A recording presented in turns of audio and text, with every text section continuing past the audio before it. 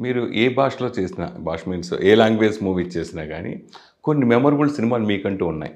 Especially Telugu విషయం తీసుకుంటే 'బాహుబలి' ఓ memorable movie. And Kannada తీసుకుంటే 'కేజీఎఫ్'.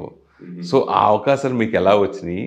ఆ సినిమాల గురించి, ఆ ఎక్స్‌పీరియన్స్ గురించి అడిగితే ఏం చెప్తారు? మనకి 'బాహుబలిలో' ఒక చిన్న క్యారెక్టర్, 'కాల్కే బ్రదర్స్‌లో' ఒక బ్యాక్ ఏదైనా మాట్లాడండి. చిన్న క్యారెక్టర్. అది నేను తెలుగు ఇండస్ట్రీలో ఎంటర్ అయ్యేది ఒక 2010 Gopichand sir movie 'Don Seenu'. So ఆ మూవీ తర్వాత నేను 'తీన్ మార్', 'అధినాయకుడు'. సో ఈ మూవీ తర్వాత నాకు ఒక ఆపర్చునిటీ ఇచ్చింది. సో నేను చాలా హ్యాపీ ఉంది. ఫస్ట్ టైం నేను రాజమౌళి సార్తో మీట్ అయ్యి మన క్యారెక్టర్ డిస్కషన్ అని, మన లుక్ అని డిసైడ్ చేసి ఒక పెద్ద ఫిల్మ్లో ఒక చిన్న రోల్ అంటే, బట్ నేను ఆ ఫిల్మ్లో ఉంది, అది ఫర్ ఎవర్, అది లైఫ్ లాంగ్ ఉంటుంది కదా.